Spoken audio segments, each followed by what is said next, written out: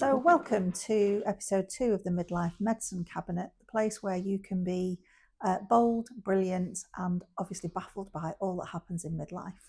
I'm Donna. Hello. Hi, I'm Kirsten. And we might as well get this out of the way and address the elephant in the room. What happened? Well, I had just a little bit too much wine and not enough food. And then I had a little stumble and bashed my face on a slate floor with my metal rimmed glasses on and cut my brow, gave myself a shiner. But we're all good. It's all good. I had to have a CT head. There is a brain in there. Hallelujah. Oh dear. Anyway, back to the story of the day. So we would like to this week introduce you to one of our very, very lovely friends, Helen. She's a friend and a colleague, and she was with us a couple of weeks ago talking about something that she sort of feels and really struggles with. And we both realised that actually so do we, and probably so did lots of you as well, lots of other people. So please have a little say hello and have a listen to Helen. Hey ladies, I hope you're well. Absolutely loving the show, but I just need a bit of advice. So my imposter syndrome is getting ridiculous at the moment because logically I know I'm qualified. I've got a degree, I've got a master's, I diagnose patients, I initiate treatment. But emotionally I'm like, who's let me do this? I collect Barbies. I love travelling the country in my caravan, Angela. I love growing vegetables on my allotment. And my most stable relationship is with my sausage dog called Dolly and my hamster called Barbie. Please help. So first off, what is imposter syndrome? If you're a guy listening, you've probably never heard of it. If you're a gal, you probably have. And if you haven't, you've probably felt it if you don't know what it was called. The definition is a persistent self-doubt despite evidence of competence. It's certainly something that I've felt throughout my professional life.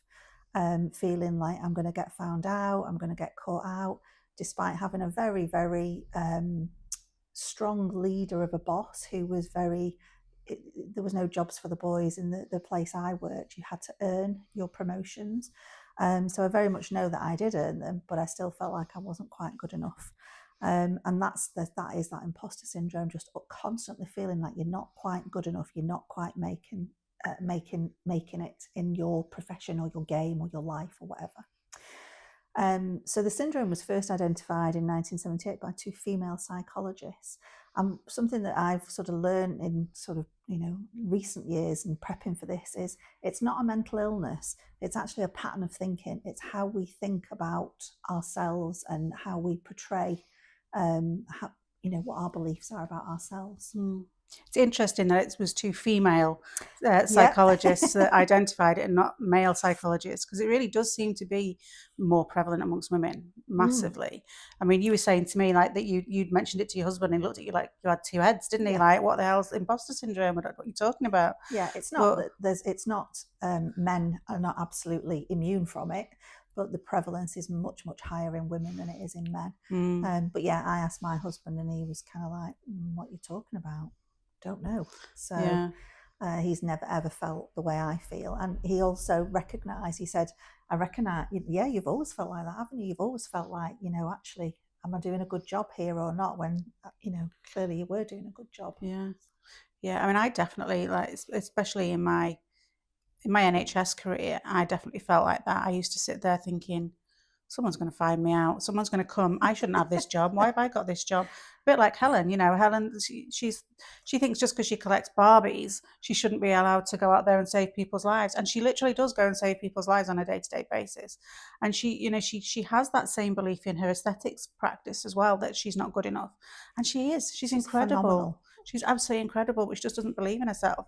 And if you're not sure whether you have imposter syndrome, there's a few things that you can, so if you always downplay compliments, people will say something good about you, not necessarily about how you look, but your achievements. Do you always downplay those compliments and go, oh no, it's just good luck, or things like that? Do you constantly over prepare for everything? If you're that kind of person, do you constantly think you're going to get found out, like I was saying I used to feel? And do you think that everyone else knows what they're doing and you're the only one who doesn't? If you nodded more than twice there, welcome to imposter syndrome, because you're in it. You're well in it. So, Imposter Syndrome 101. So, the two female psychologists that sort of researched imposter syndrome and identified it and named it back in the 70s, they actually identified 5 common types of imposter syndrome. So, they are the perfectionist. So, if it's not flawless, I've failed. The expert, I should know everything. There's never ever anything that I should need to learn. The soloist, I shouldn't need help. And I should always be independent. I should be able to do this on my own. And then there's the natural genius who thinks that they should get everything right first time. I mean, just even reading them out, it kind of makes you think how ridiculous are all these things, but this is how we feel. And then there's the superwoman who believes that she should excel at absolutely everything.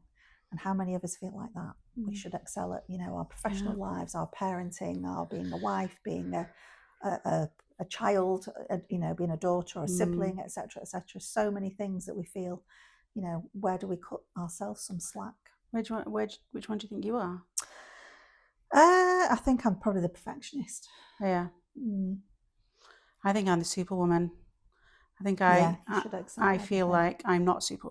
That sounds.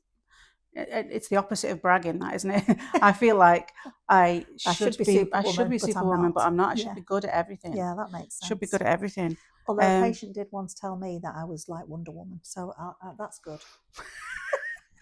I remember. Completely off subject, but I remember that day. I was washing a bottom of a gentleman who'd had a hip replacement, and he said I was like Wonder Woman. So that was good. Good times. That was funny. I remember that. I was in the room when that happened. That was a very long time. It was about 30 years ago. I was there. But yeah, I'd say I'm the perfectionist, I feel like. And people sort of used to say, perfectionism, that's a, what's the word I'm looking for? The opposite of a flaw. It's a good thing to have. What would you say are your best features or best skills, being a perfectionist? But actually, it's not really. It's a flaw, because what is perfect in life? I was going to say perfect is very subjective, isn't it? It is. And what's perfect for one person is not perfect for another. And, so it's a very hard thing to live with. But actually, if something's not perfect, then it used to really bother me. And there's a line, isn't there? There's like dotting I's and crossing T's and making sure that something is, especially in your professional life, making sure that something is presentable and how it should be. And then you've got grammar police friends, sat over here as well. So that is me. I am. But that, again, that's a bit of perfectionism as well, isn't it? It is, yeah. But yeah, I don't think I'm a natural genius. I don't think I should get things right first time, because I'm happy to learn. I think that failure you're just learning. It's part of learning. I'm not, So I suppose that's kind of quite contrary, really, to feeling imposter syndrome, because if you've got to fail to learn, then I guess that's something I've only learned about really in later life, in my more menopausal years, shall we say. It's a funny thing, isn't it, the whole imposter syndrome thing, because it's very subliminal, isn't it? You don't sit there thinking, I've got imposter syndrome.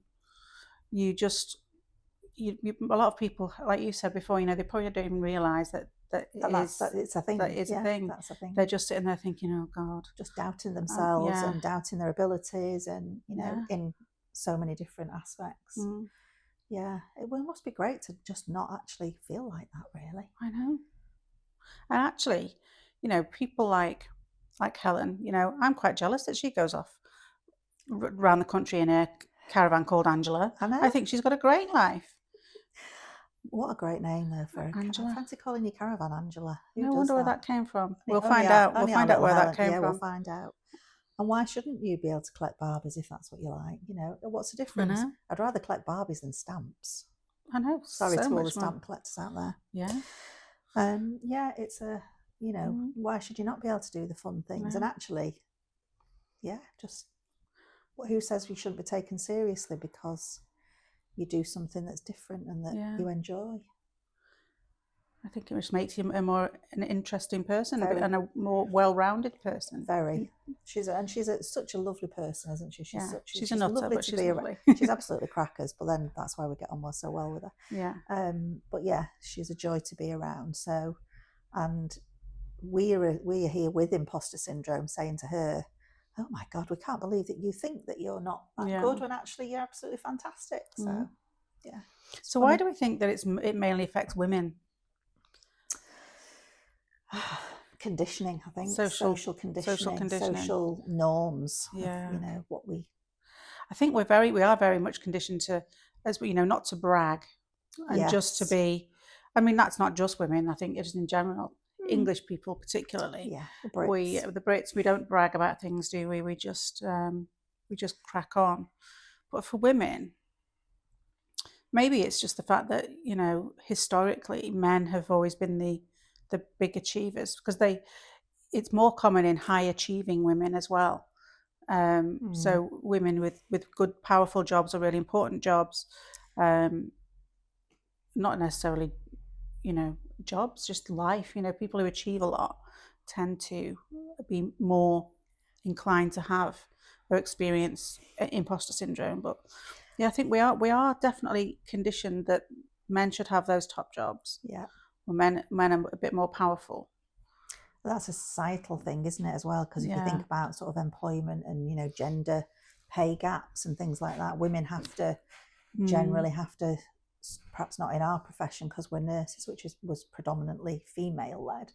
But if you're working in a business that's predominantly male led, then the women have got a lot more to prove, or they feel that they might not have, but they feel. But I think over time, way back in the day, they did have to prove themselves more. Yeah.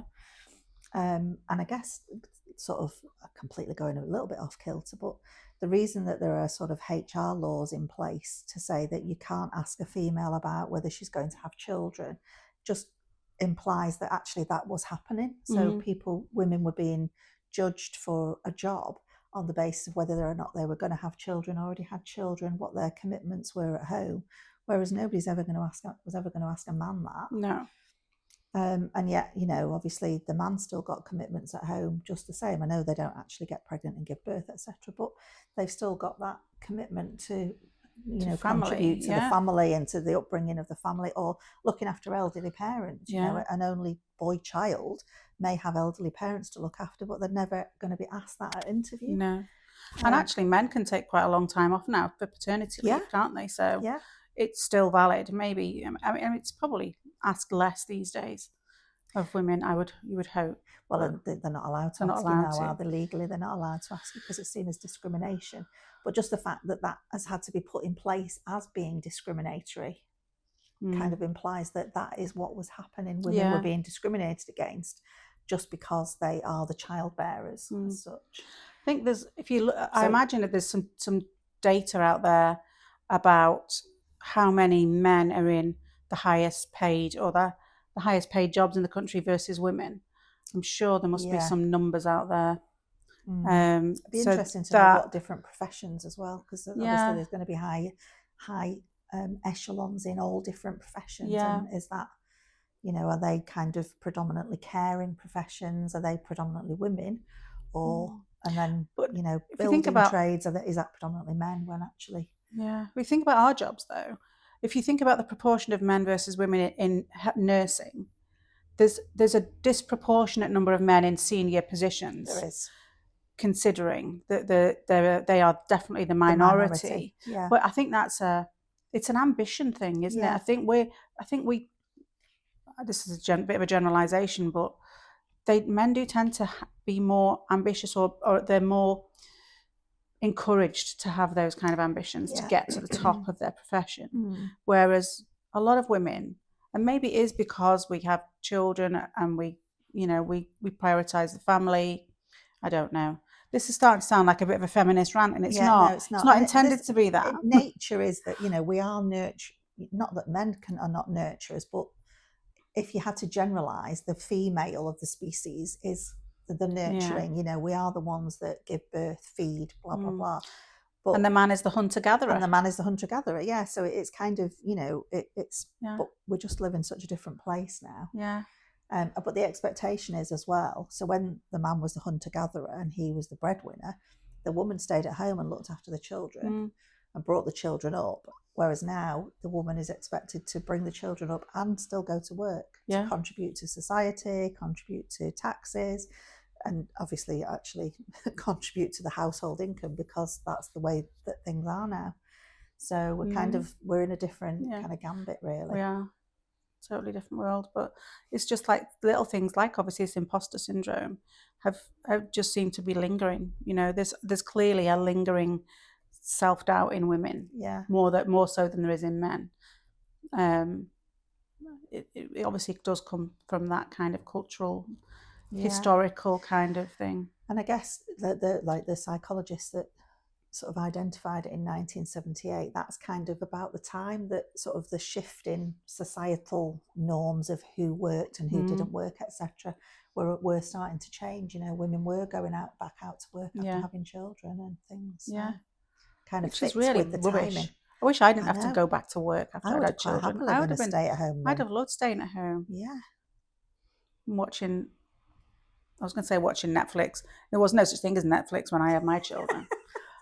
You'd have only had 4 channels. We'd have only had 4 channels. Well, 3 for me for a long time, and then we got channel 4. Woo. And then I could have watched DVDs all day. Nobody watches DVDs anymore, do they? Probably VHS. It was not. My kids are not that old.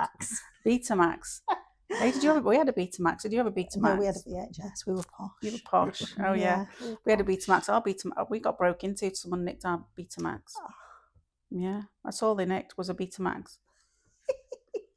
Obviously very valuable, you see. I know. Only the rich people had a Betamax. Do you remember, did you ever have the man with the suitcase coming around with the videos in? Oh, yes. To your house before there was video shops? Sorry, we've gone totally off kilter here, but that's what it's just do you remember he used to come around with a battered old brown suitcase with his videos in? Well, that was Millen, wasn't it? So, you know. No, this was when I was in Scam. We probably in the big city. We probably had video shops sooner in the Greater Manchester region. You probably did, yeah. Check Video. Used to go on a Friday, get your crisps and your sweets and your pop and choose your video. And probably cost you about saying, £4. Come on, hurry up and choose. And I can't choose between this and that. And you got in trouble for not rewinding it before you took it back. Oh yeah, you ought to rewind them all, didn't you? Yeah, we used to go and get a video from the video shop and then go to the Chinese next door. Yeah. Get chicken and mushroom. Every time. Anyway, we digress. My sisters will be watching going, I remember that. I remember that. My brother will, one of my brothers, the other the video shop at Sandy Sandy Lane. They didn't have video shop experiences. But yeah, it's now a bridal shop in Hyde, the Check Video. Is that? Yeah. So anyway, where were we? Back to where we were. So imposter syndrome. How can we sort of overcome this, and how can we manage it? What strategies can we kind of do to, I guess, talking to other women and, you know, just sharing that? Because for a long time, I just thought it was me. I was like, oh, this is just me. And it wasn't until I was brave enough to, and I think I said it in a bit of a jokey, like, oh God, yeah, I'm just waiting to get found out. Mm-hmm. Somebody paid me a compliment, said, oh, you know, you did a really good job, or you're doing a really good job or whatever. And it's like, yeah, I'm just waiting to get found out. And it's like you were saying about, you know, how do you accept a compliment? Like, I don't. I just don't. But yeah, it's, you know, how do we sort of... I think you're right. Like, that's definitely the one thing, is like realising that it affects so many people and it's not you. It's not just you. I think that's the first step, isn't it? To kind of going, actually, I'm normal. It's okay. Yeah. And changing the way that we think about things, sort of, you know, reframing our inner dialogue of, you know, oh, I got lucky with this, and to, you know, actually I worked damned hard for this. I worked my ass off for this and I did a bloody good job. So kind of, you know, we didn't get lucky. We worked hard for it. Yeah, absolutely. So I think that's I feel imposter syndrome every time I kind of stand up and teach people. And it's mad really, because I do know what I'm talking about most of the time. I know what I'm talking about. And then I get really good feedback afterwards, but I still go, oh, you know, why am I up here teaching people? It's crazy. Do you know, I mean, I do get a little bit of that, but I get it when I'm going to learn something else about the industry that we're in. If I'm going to a training course, like when we went down to London a couple of weeks ago for a training course in a new treatment, and I felt absolutely terrified. And I'm like, I've got all these years of experience of, you know, so, and it can't be that difficult. And it really wasn't. But I was absolutely terrified that I was going to show myself up. I was going to, you know, obviously I've filled out an application form to go, so they kind of know what my experience is. I was, you know, am I going to show myself up? And I guess that's, again, it's all down to imposter syndrome. Yeah. But yeah, it's a strange things, but I suppose other things that, you know, we can do is sort of like trying to separate our feelings from the facts, because that's a big part, isn't it? We're very emotional, and we do feelings come into everything, whereas I think that's perhaps the male female thing. Maybe, men are a yeah. little bit more factual about things, and Yeah. once it's done, whereas we're kind of like, oh, could I have done this, could I have done that, should I have done this, should I have done that. And I don't think, you know, my husband doesn't do that. He goes and does the job, and that's it. You know, he's satisfied with it. So yeah, We are overthinkers. We are definitely big overthinkers, women, aren't we? I think that doesn't help matters. Yeah. And then I guess, I don't know, keeping journals of, you know, what. I'm not a big journaler. I don't know about you, Kirsten. I'm not. I haven't got time. I love stationery. I love stationery. And I think I'm going to start journaling, but I never know what to write. So yeah, but you could just keep a little jot of, you know, what went really well today, and you know, a list of wins, a list of your wins. Yeah, that's it. I mean, if I think if you are really struggling with menopause brain, see, it's going to creep in every single episode. So just be aware of that. Yeah, if you're really struggling with the imposter syndrome, and it's because it can be quite debilitating, can't it, for some people, then it's definitely worth doing that, writing stuff down, writing down your little wins, a little win every day. And then you can look back at that and realize how successful and how powerful you actually are, even if it's, you know, yeah, definitely. It might just seem like a really small thing, but actually, you know, these people aren't, you know, if you're in a powerful job, especially like in the NHS, you know, if you're in a high level job, a high band job in the NHS, they wouldn't have give you the job if you weren't, you know. And I tell other people that. I know. You got the job on merit. You got the job because you've earned it. But I didn't feel that, you know, I was always, oh, maybe, I shouldn't be here. I shouldn't be doing this. But yeah, it's weird, isn't it? We're just weird creatures. What could I say? What, women in general? Yeah. We are very weird. Weird. We're just, you know, we like to keep everybody on their toes, don't we? We like to keep the other, you know, the other members of the human race on their toes. So that's what we do. That's what we do. And I guess, I suppose the other thing, and this is something that I am learning to do as I get older, is that, you know, actually learning to love myself. You know, why should I, you know, we give all of this love to everybody around us, but actually we're very critical of ourselves. And that's about everything in life, not just our, you know, imposter syndrome and professional life. You know, I'll see, you know, I think my friend looks great, or your hair looks great, or you look lovely. And then when I look in the mirror, I'm like, oh God, you're old, you're fat, you've got lines, you're this, you're that, the other. Like, I would never dream of speaking to another person like that ever, because I just don't see that in other people. No. Yet I'm so self-critical. Yeah, but I'm actually really trying to kind of pull it back and get rid of that negative self-talk that's like just sat there on your shoulder. You've got to be your own best friend, haven't you? Talk to yourself as if you were talking to your best friend. No, maybe not. That's really good. Because but no, your next best friend. Your next best friend. Your best friend in a crisis. Yes, that's the one we want to. Yeah. Talk to yourself as if you were talking to somebody else. So you would never say, you look at somebody else and go, oh my God. Well, it's not, most people wouldn't. You look at your lines and you're fat and you're this and you're that, would you? Talk to yourself like you actually like yourself, and you'd be surprised how much better you'll feel. How empowering it is. Because the problem is, you know, if you let this whole imposter syndrome get to you, you're never going to be able to celebrate wins. No, you know, even the big wins, you're never going to be able to celebrate. You know, you can have a massive impact on your mental health in terms of your anxiety and your stress levels. And we've got enough anxiety and stress levels when we're in menopause anyway. So. Exactly. You'll overwork to try and prove yourself, and then you'll burn out. Yeah. So, you know, it can be quite. I mean, we talk about it like it's a joke. Oh, I'm going to get found out, but actually, it can be quite damaging. Yeah. Can't it? Yeah, definitely. And you know, people might even avoid kind of going for higher paid jobs, or, you know, the next level up, avoid trying to better themselves because they think I'm not good enough for that. And that would be, that's a real shame. That's quite sad that people would potentially feel that way. So, yeah. And if somebody was talking to me like that, I would be saying the things, and I wouldn't say this to myself, but I would say it to, you know, my friend or my colleague. I'd be like, you know, actually you were born for this job, and actually you're doing a disservice to that company or that system or that service by not actually going for it, because you could do such a good job, you can be so powerful and have such an impact that then has a knock-on impact on everybody around you. So, you know, actually you're being a bit selfish by not going for it and trying to kind of turn it like that. I just wouldn't think about it like that from my own yourself perspective, but I would if somebody else was saying to do me, as I say, not as I do. That's the way it goes. So it's funny, isn't it? Well, we're just oh, terrible. But I feel like, you know, in this industry that we're in now, in the aesthetics industry, you know, reflecting on your before and after photos and things, you know, I think if, you know, I'm thinking about the lovely Helen now, you know, the work that she does is great. It's fantastic.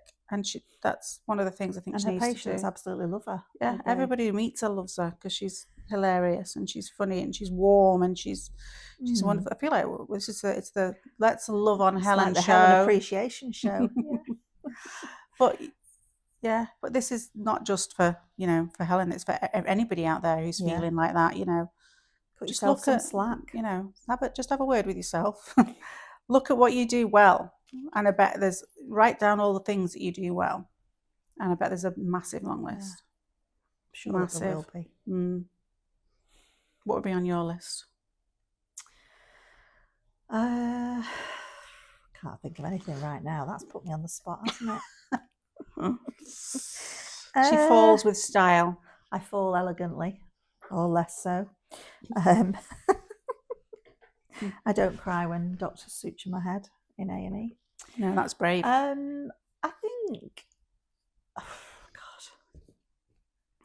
I suppose. See, this is imposter syndrome in action. She can't think of a nice thing to say about herself right now. I can't. I think I was a good boss when I was a boss in the NHS. Lots of my former colleagues messaged me, you know, when because I took early retirement from my NHS job. And that's how old I am. I'm not 67 though, just in case you're wondering. I took early retirement. And lots of them came to say, you know, they were devastated, and people that, you know, because I was quite senior, so I didn't realise what an impact I'd actually had on the very junior staff, because obviously I didn't know them particularly well. The senior staff that were just senior beneath me I'd worked with for a long time.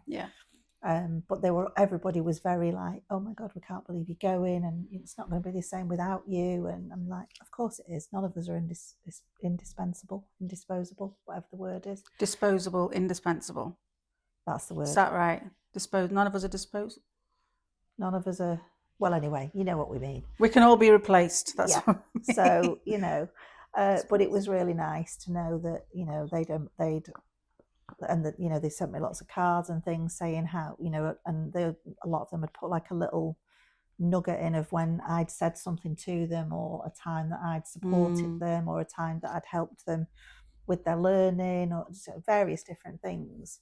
And I mean, I didn't even remember half of them, but actually, obviously, that sort of little moment stuck with them. So, but I'm definitely a people's person, and I want people to be the best version of themselves, whether that's in their professional career and supporting them as in their nursing career, or doing aesthetics. I want them to feel and look their best. And you think about that, like the people are writing those little things down that you'd forgotten about. They haven't, because you've clearly made an impact on their life. And I didn't realise that until I was leaving. Yeah. So you're not an imposter at all. You were genuinely impacting other people's lives. That's you know, you made a difference to people. That's incredible. No. What about you? Put you on the spot now. Oh, I suppose similarly, I think I was a good boss when I was in the NHS. They still talk to me now. I think you're a good boss now. Oh, thanks. I'm not your boss. I think I'm a good mum. Oh, Mancy, I'm looking over there. My daughter's over there. She nodded. And I love being a mum. Thank God. Yeah, it's a bit late. It's a bit late now, isn't it? And I think I am, even although I do feel like an imposter a lot of the time, I think I am a good teacher. I feel like you are a good teacher. I get people, and I love it. So I love when people have those light bulb moments, and like when they suddenly get it, and I'm just like, yes. And I love celebrating with them when they get it. So yeah, I think those are things I do well. Yeah. See, now I've got imposter syndrome because I didn't mention being a good mum. You are a good mum. I am a good mum. You're a great mum. I'm sure my little Lola would say I'm a good mum. You're a great friend too. Yeah. So are you. There we go. It's all warm and fuzzy in the room now. Yeah. I love it. That's because I'm having a bit of a mother menopausal. Are you having a moment? Getting a bit warm. Having a moment. Getting a bit warm. Oh, love it. All that remains to be said is, if you are one of those people who suffers with imposter syndrome or has those thoughts about yourself, just stop apologizing for being brilliant. Don't dim your light for anybody. You are amazing. We are all amazing in our own fantabulous way. And you have a right to be in the room. Whatever room your talent takes you into, you have earned the right to be there. So don't ever knock yourself for that. And it's not because you're lucky, and it's not because you're nice. It's because you've earned it, because you're qualified to be there, period. So thanks for joining us. We'll see you next time. See you next time.